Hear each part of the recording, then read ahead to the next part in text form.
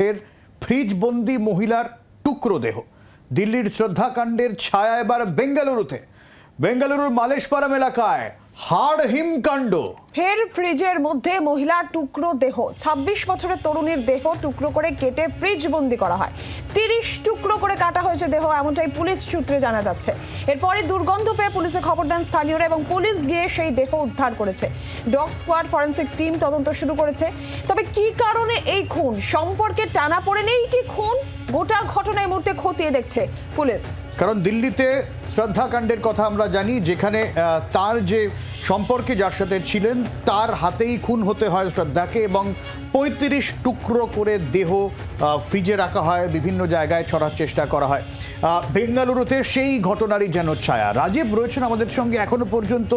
এই নিয়ে কি কি তথ্য পাওয়া যাচ্ছে রাজীবের কাছ থেকেই জানবো। রাজীব, দেখো সব্যসাচী, দিল্লির যে শ্রদ্ধাকাণ্ড ঘটেছিল, ছতরপুরে যে ঘটনা ঘটেছিল, সেই রকমই একেবারে সেই কাণ্ডের ছায়া দেখা যাচ্ছে বেঙ্গালুরুতে। ফ্রিজ থেকে ২৬ বছরের এক যুবতীর দেহের ৩০টি টুকরো উদ্ধার করা হয়েছে।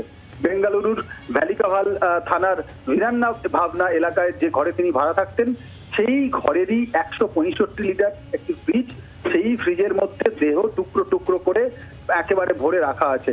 পুলিশ অনুমান করছে যে এই ঘটনা, অর্থাৎ খুন করে টুকরো টুকরো করে ফ্রিজে রাখার ঘটনা চলতি মাসের শুরুর দিকে ঘটানো হয়েছে। শনিবার এই ঘটনার কথা জানাজানি হয়। মৃত যে যুবতী, তার নাম মহালক্ষ্মী। তিনি বেঙ্গালুরুতেই একটা শপিং মলে কাজ করতেন এবং ওই ঘরে ভাড়া থাকতেন। তিনি সাধারণত খুব সকালে বেরোতেন এবং রাতে ফিরতেন। তিনি বিবাহিতা, কিন্তু তিনি স্বামীর সঙ্গে থাকতেন না।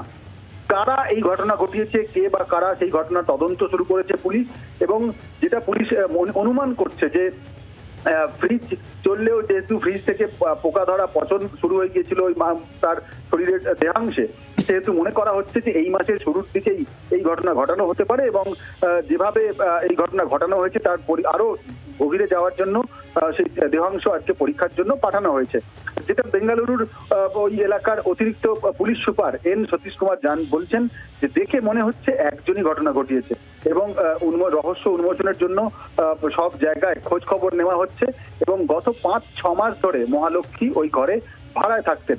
প্রতিবেশীদের সঙ্গে তিনি খুব একটা যেহেতু কথা বলতেন না, তাই ঘটনা জানাজানি হতে অনেকটা সময় লেগেছে। তার কারণ ঘর থেকে দুর্গন্ধ পেয়েই প্রতিবেশীরা তার এই যে মহিলা খুন হয়েছেন তার আত্মীয়দের এবং অন্যান্যদের খবর দেয় এবং তারপরেই কিন্তু এই ঘটনার কথা জানাজানি হয়।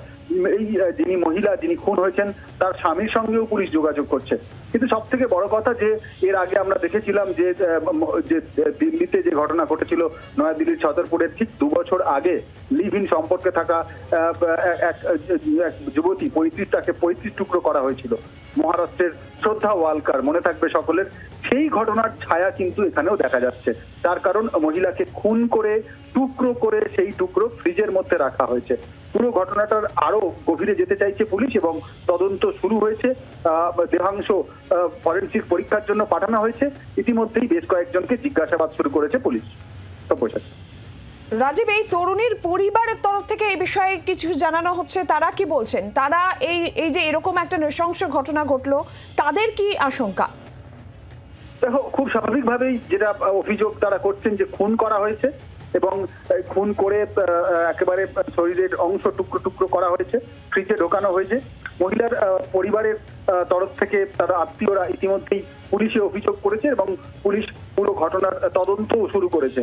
সব থেকে বড় কথা, ওই মহিলার যে স্বামী, যিনি স্বামীর সঙ্গে থাকতেন না, সেই স্বামীকেও তলব করেছে পুলিশ, তাকেও জিজ্ঞাসাবাদ করা হচ্ছে এবং অন্য কারোর সঙ্গে ওই মহিলার কোনো সম্পর্ক ছিল কিনা, সেই সম্পর্কের সুযোগ নিয়ে তিনি এই ঘটনা ঘটিয়েছেন কিনা, এই বিষয়গুলিও খতিয়ে দেখা হচ্ছে। আশেপাশের এলাকার সিসিটিভি ফুটেজ এক্ষেত্রে বড় একটি প্রমাণ হতে পারে। সেই সিসিটিভি ফুটেজও দেখা হচ্ছে, যেহেতু ঘটনা জানাজানি হয়েছে বেশ কিছুদিন পরে। তার কারণ যখন ফ্রিজ থেকে গন্ধ বেরোচ্ছে ঘর থেকে, তারপরে দেখা যাচ্ছে যে দেহাংশ ফ্রিজে রাখা ছিল, সেখান থেকে পচে গিয়েছে সেখানে মাংস এবং সেখানে একেবারে পোকা লেগে গিয়েছে। এই পোকা হয়ে যাওয়া দেখেই মনে করা হচ্ছে বেশ কিছুদিন আগে এই খুনের ঘটনা ঘটানো হয়েছে। তাই একেবারে বেশ কিছুদিন আগে থেকেই সিসিটিভি ফুটেজ ওই এলাকায় যেগুলি রয়েছে সেগুলো খতিয়ে দেখা হচ্ছে এবং যে শপিং মলে ওই মহিলা কাজ করতেন সেই শপিং মলের কর্তৃপক্ষের সঙ্গেও কিন্তু স্থানীয় পুলিশ যোগাযোগ শুরু করেছে। একদমই এখনো পর্যন্ত যে খবর জানা যাচ্ছে, রাজীব, যেরকম আমাদের জানাচ্ছিল, মহালক্ষ্মী যিনি খুন হয়েছেন, একটি সিঙ্গেল ডোর ফ্রিজের মধ্যে তার দেহাংশ পাওয়া গিয়েছে, দেহ টুকরো টুকরো করে ফ্রিজে ঢুকিয়ে রাখা ছিল। আমাদের সঙ্গে এই মুহূর্তে মনোরোগ বিশেষজ্ঞ ডক্টর সুবীর হাজরা রয়েছেন। সুবীর চৌধুরী, মাফ করবেন, সুবীর চৌধুরী আমাদের সঙ্গে এই মুহূর্তে রয়েছেন। ডক্টর সুবীর আমাদের সঙ্গে এই মুহূর্তে আমরা পরে যোগাযোগ করব। নীলাঞ্জনা, আমি আবারও একবার আপনাদের জানিয়ে রাখি যে ঘটনা ঘটেছে যে এক মহিলার দেহ টুকরো করে ফ্রিজে ঢুকিয়ে রাখা হয়। ঘটনাস্থলে পুলিশ গিয়ে গোটা বিষয়ের তদন্ত শুরু করেছে এবং এখনো পর্যন্ত এর পেছনে কে রয়েছেন সেটা এখনো পর্যন্ত জানা যাচ্ছে না, তবে গোটা বিষয়ের তদন্ত শুরু করেছে পুলিশ। আমাদের সঙ্গে এই মুহূর্তে টেলিফোন লাইনে মনোরোগ বিশেষজ্ঞ ডক্টর সুবীর হাজরা চৌধুরী রয়েছেন। ডক্টর হাজরা চৌধুরী, বেঙ্গালুরুতে যে ঘটনা ঘটেছে, এক তরুণীর ফ্রিজের মধ্যে তার 30 টুকরো দেহ পুলিশ উদ্ধার করেছে।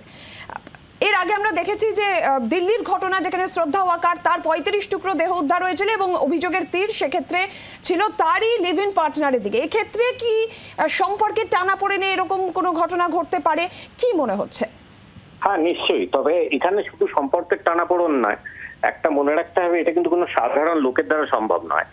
যদি তার সম্পর্ক কারো থেকে থাকে যার সমাজ বিরোধী ব্যক্তিত্ব, তাদের দ্বারাই একমাত্র সম্ভব। আপনি ভুলে গেলে চলবে না, কয়েকদিন আগে নিউ টাউনে এরকম একটা ঘটনা ঘটেছিল।